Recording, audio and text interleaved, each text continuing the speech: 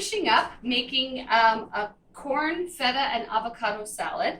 I have a sous chef today. Ta-da! My lovely beau, Scott.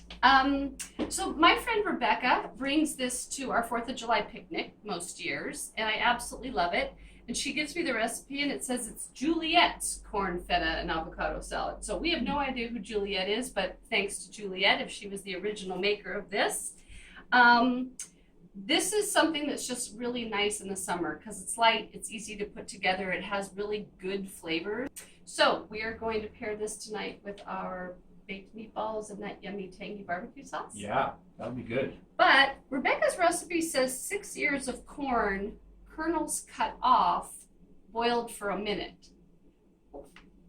So we were out walking and talking, and we got this debate going about cutting the kernels off and then cooking them. And I said, well, if you do that, aren't they just going to go in your pot and all go to mush?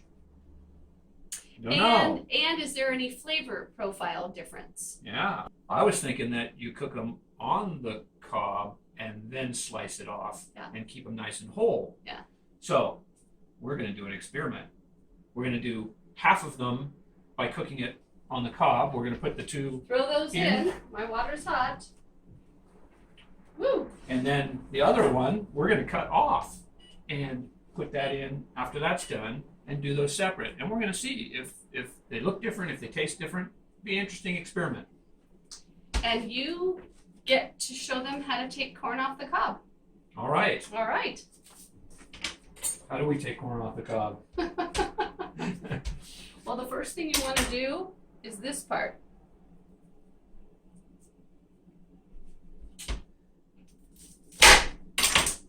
Flatten an end.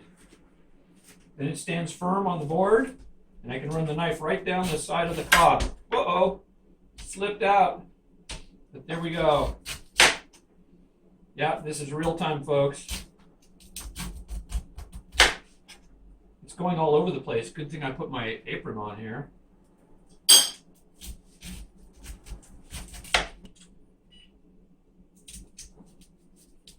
That's 1 minute. This is kind of hard to do when it's raw like this.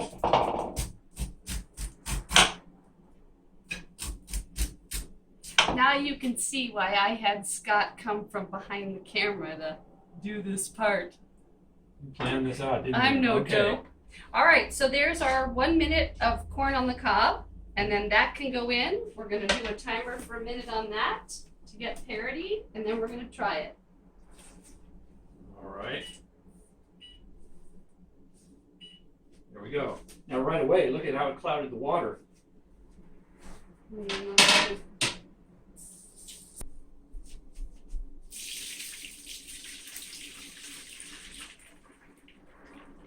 That is good teamwork right there, my darling. A little bit left in there. It's all right. We'll call it good. All right, these niblets look like something you'd get out of the store. Let's bring this over to here. Now, how are we going to do our taste test? Just pull one of these off? I guess so. Ooh, you want to do a blind taste test? Well, okay. Okay. Okay, this one's first. Tastes like corn. It's pretty sweet. Tastes like corn. Well, that's amazing. All right, you ready for the other one? No, you might fool me. All right. Like an M&M. Any difference in texture? No. Any difference in taste? No. So, as you Tastes can the same. see, by scientific rigor, thousands of hours spent in the lab, doesn't freaking matter. Cut it off the cob before or cut it off after. Let's see how easy it is to cut off after. Maybe. Ooh, Because maybe that was hard to that's cut off okay, first. all right. Well, there you go. You still get that job. I have a feeling it's not focusing. My glasses. Maybe it's just I'm not wearing glasses. Yes. There's the focus. I found the focus. Right here. All right. We're going to see about if this is easier to cut off with it cooked. Hey, you know what? That's easier to cut. Okay. That is much easier to cut. It's also half the size Well, because we cut it in half. But no? I don't think that's it. Okay. It's like it's a little more tender, and the knife goes through it easier. All right, so I'm going to take the recipe and I'm going to amend it to say cook it for a minute and then take it off the cob. I like that idea. We're mixing our vinaigrette, and it says to take a clove of garlic and mince it fine. I don't really mince much on the board anymore. I just use my microplaner. Gotta watch your fingernails. You do, and you don't really get to use all the garlic because you don't want to cut yourself. So just bang that in, and then I usually take my finger and just sort of push off the eggs that's there. I do it with lemon zest, orange zest, lime zest. And then this is a tablespoon of red wine vinegar, and this is red wine vinegar that I make myself. I started with a mother in here that was some pasta and some yeast years ago, and then every time you have a little bit of wine left over from a party or whatever, you pour it in here, and then it just sort of ferments, and you don't want to close the top completely. So what I usually do, just so that nothing flies in it, is I just put a little plastic bag over the top, and it's just labeled homemade vinegar so nobody thinks it's wine. And somebody gave me this charm, and I just thought it really stands out to not get thought of as anything but it's vinegar. So we're mixing that and a teaspoon of cumin together. And I only have a tablespoon, and I'm just going to eyeball it here. I'm going to pretend I'm Wow. I know. You're going all out. Now we have to tell people how many teaspoons in a tablespoon.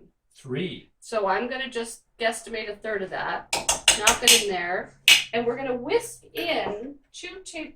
Ooh, that was a teaspoon. I was only supposed to use a half because I'm halving the recipe. Not to worry. We like cumin. That we do. And I can take out a little bit. Fine. And 2 tablespoons of olive oil I'm going to put in there for you, babe, and you're just going to whisk that in there, okay? All right. Okay, you can be over here. Well.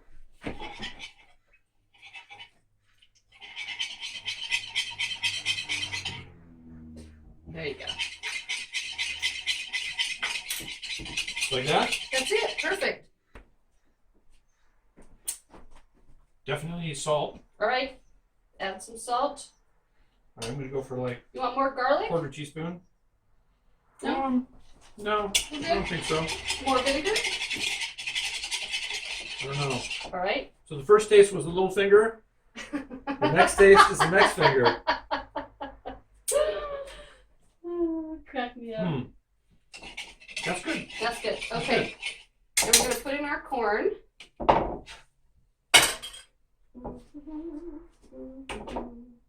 Voila. Go for it, dude.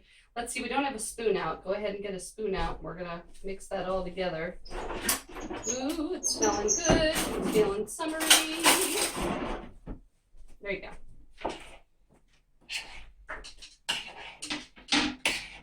Yeah. Yeah, I'm thinking I probably should put a little black pepper in there. Okay. I And don't know. I can put pepper on almost anything. we've got the feta. This looks like a little much feta. I'm going to actually put a little less. We can always add more. This has the salt component too, so you can go shy on your salt here because you've got a lot of salt in feta cheese. And then optional things to add in addition to the avocado are cherry tomatoes, which I think makes a prettier presentation. Voila. And it calls for cilantro to be sprinkled on at the end. I'm actually going to use basil today instead of cilantro. Looking good? Yep. So go ahead and You want taste more that and cheese? see what yeah, sure. I think so. A little bit more. I have to go down in the garden and get more basil. Go milk the Mixing it. cow and make some cheese. And Yep. okay. You want a little fork? Sure. We're using a lot of forks here. Yeah, we don't have a cooking crew to clean it. I mean, Right. wash them. That's a drag. Get a tomato in there too. Why do you not? All right. Well, you know, Why not? that's good. Yeah. I think you could use a little more vinegar. Okay. Yeah, that way I won't just overdo it and know. I can know exactly kind of what I'm putting in here.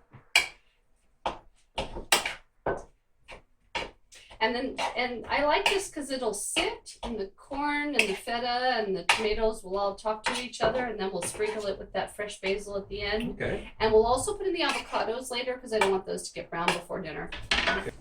So when I do an avocado, I just sort of come around with my hand in it like this, cut it like that, and then I just twist it.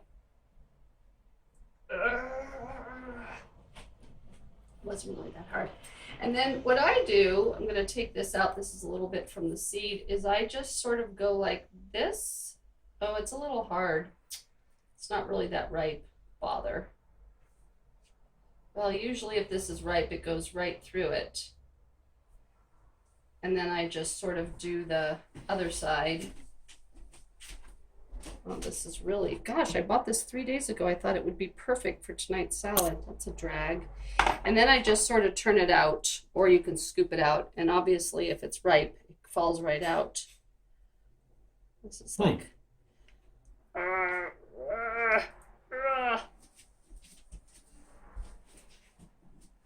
wow. I'm not sure I want to put this in. I think I'm going to taste it first. Might be too soapy. You know how when avocados aren't ripe, they're just soapy tasting? Yeah. Yeah, I'm not eating that. Ugh. Well, Oh this well. is real life. I think it's going to be avocado-less and good. Yeah. Yeah, we're just going to put in the basil. That's it for Cooking with Kira, Juliette's corn, feta, and non-avocado salad with baked meatballs and meatball sauce. See you next time. There's the focus. I found the focus.